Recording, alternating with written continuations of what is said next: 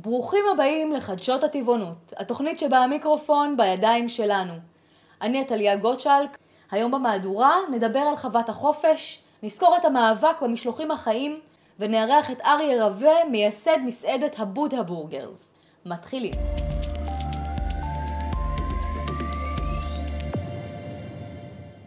בשבועות האחרונים צבא הסייבר של 269 מעצב מחדש אתרים שונים של תעשיות הבשר והחלב. מדובר בפעילות ראשונה מסוגה בהסברה הטבעונית. בדומה לפעילות האקרים אקטיביסטים אחרים בעולם, אתרים של חברות מזון מן החי נפרצו והציגו בעמוד הבית מסרים טבעוניים וכן את הסיפור של העגל 269 והתנועה הקרויה על שמו. הפעילים מוסרים, לעולם לא נעצור, אנחנו הקול של חסרי הקול, מתעללים בבעלי חיים, תצפו לנו. ולידיעה משמחת, בחברת טבעול סוף סוף נענו לדרישה למוצרים ללא ביצים, ובימים אלה הם מפתחים המבורגרים טבעוניים. בדף הפייסבוק שלהם הם קוראים לציבור להצביע על ההמבורגר המועדף מבין 3 אפשרויות. אתם כמובן מוזמנים להצביע ולהראות לטבעול כי יש דרישה גבוהה למוצרים טבעוניים.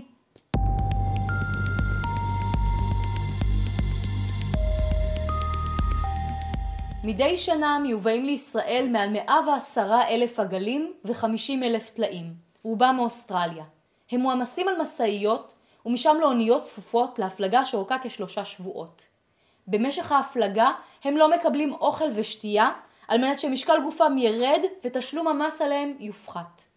בטן האוניות לא מנוקה ובעלי החיים רובצים בתוך הצואה של עצמם, רובם חולים ומשלשלים. בגלל הצפיפות הרבה והטמפרטורות הגבוהות בבטן האונייה, מתקשים בעלי החיים לנשום, ועדי האמוניה שנפלטים מההפרשות גורמים להם למחלות בדרכי הנשימה. בעלי החיים, החולים והגוססים מושלכים מן הסיפון אל המים, ולאחרונה היו כמה דיווחים על משלוחים לישראל במהלכם מתו אלפי כבשים בגלל התנאים הקשים. אלה ששורדים את המסע המפרך מועברים באלימות, מהאוניות למסעיות ומשם למכלאות ההסגר, למפטמות ושוב למסעיות, בדרכם לבתי המטבחיים. ארגוני זכויות בעלי החיים באוסטרליה נאבקים כבר שנים להפסקת המשלוחים החיים למזרח התיכון, אולם כל מאמציהם נבלמו עד היום על ידי הלובי החקלאי החזק באוסטרליה. לפני כ10 שנים קבעה ועדת חקירה אוסטרלית שיש להעביר את הפיקוח על רווחת החיות מידי הסוחרים לממשלה, ולהפסיק באופן זמני חלק מן המשלוחים. אך ההמלצות לא יושמו או הביאו לשינוי.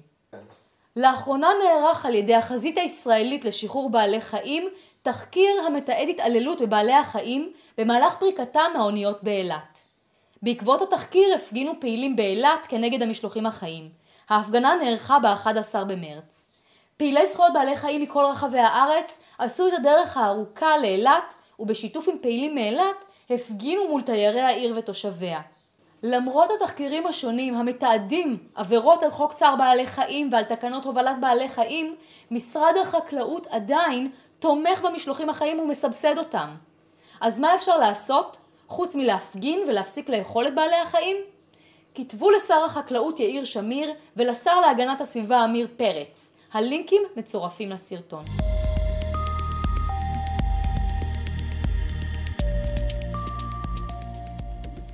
חוות החופש, יוזמה חדשה ומרגשת יוצאת בימים אלה לדרכה. מדובר בחווה שתשמש כמקלט לחיות ניצולות ממשקי החי ותיתן להם הזדמנות לחיים חדשים. בנוסף לכך תשמש החווה כמרכז הסברה ותיתן הזדמנות לקהל הרחב להיחשף לבעלי החיים מהמשקים המתועשים ולהכיר אותם כבעלי אופי, רגשות ומבנה חברתי בדומה לחיות המבויתות. הפרויקט הוא יוזמה של 2 פעילות טבעוניות, עידית רומנו, אשת עסקים, ומיטל בן ארי מוויגן פרנדלי. מיטל מספרת, המקום יענה על צורך במקלט לבעלי חיים שכיום אין להם שום פתרון ודינם הוא מוות. בדומה למקלטים הקיימים באירופה ובארצות הברית, אנחנו מעוניינות שגם בארץ יהיה פתרון הולם לבעלי החיים מתעשיית המזון, מקום שיוכל לתת להם סיכוי לחיים בריאים, טובים, שמחים וללא פגע. חוות החופש תאפשר לקבוצות, ליחידים ולמשפחות לבלות בקרבת בעלי החיים במצבם האידיאלי, לטעום מזון טבעוני, להקשיב להרצאות ולהשתתף בסדנאות. כמו כן המבקרים יוכלו לצפות בהבדלים העזים והצורמים בין בעלי החיים החופשיים לבין אלה שבתעשיות. לא מזמן נסעו מיטל ועידית לחוות המקלט וודסטוק פארם, אשר נמצאת בניו יורק, על מנת ללמוד מניסיונם רב השנים. כדי לקדם את הפרויקט בחוות החופש זקוקים לאנשי מקצוע, כגון מעצבים, אנשי מחשבים, עורכי דין, אדריכלים, מתרגמים, מומחים לגיוס תרומות ובעלי קשרים אישיים לבעלי הון. אם אתם חושבים שאתם יכולים לעזור, אנא פנו לעמוד הפייסבוק של חוות החופש. הלינק מצורף לסרטון.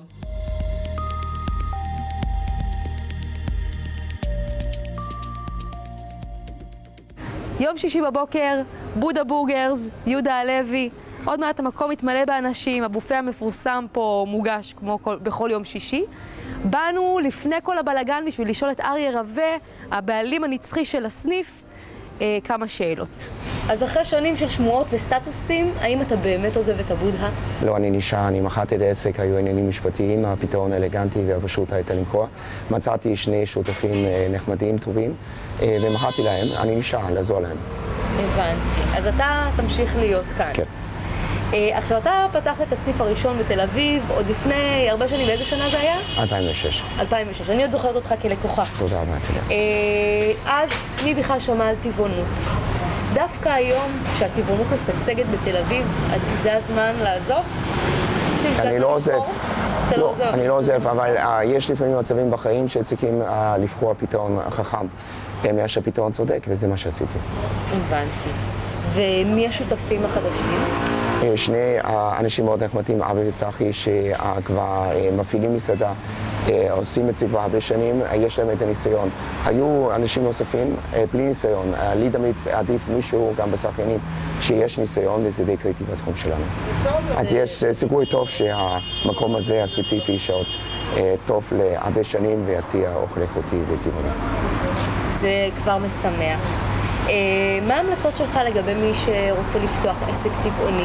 לנסות לעשות את זה כמה שיותר מקצועי. א', הייתי אומר, יש לא מעט מקומות שנפתחו עכשיו בדרום תל אביב, צריכים לחשוב פעמיים. ב', יש בארץ הרבה מאוד בתי אוכל, בגוש דן במיוחד. הייתי אומר, לנסות לחשוב מה רוצים להציע, אולי חדש, אולי יותר טוב, להתמקצע, לצבור ניסיון. השורה התחתונה, לעשות את זה בצורה מקצועית ולא חובבנית. איך אתה עברת לטבעונות ומתי זה היה? אני משער את זה בסביבות 2003-2004. הייתי צמחוני לרוב החיים שלי. חשבתי שזה פחות טוב מאשר לאכול הכל.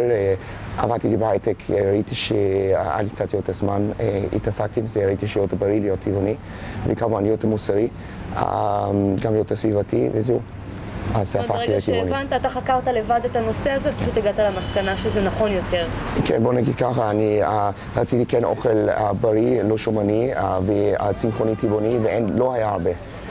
והיה לי חסר משהו איכותי, ואני כן הייתי הרבה בארצות הברית, ובארצות הברית זה כבר התפתח שנים רבות לפני כאן, אז ידעתי שיש לזה שוק.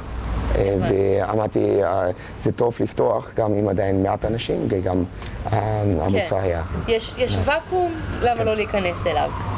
איזו מסעדה אתה מעדיף? זאת אומרת, מה חוץ מהבודה בורגרס, איפה אתה אוהב לאכול? אני מאוד מחויב את זכאים. זכאים? בהחלט.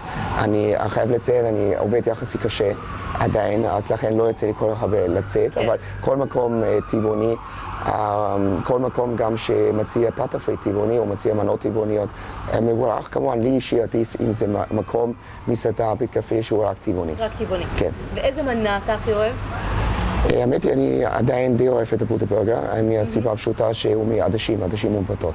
אישי אני אוכל בעיקר עדשים מומפתות בתוך סלט, לי זה נותן הרבה, במיוחד הרבה בזל, הרבה סידן, הרבה ויטמינים וזה משהו בריא. ויש משהו שאתה מתחרט עליו בכל הקריירה פה? לא, אני מתחרט על לא מעט דברים בחיים, אבל לא דווקא בבודה בורגר. ומה, איזה רגע מרגש אתה לוקח איתך?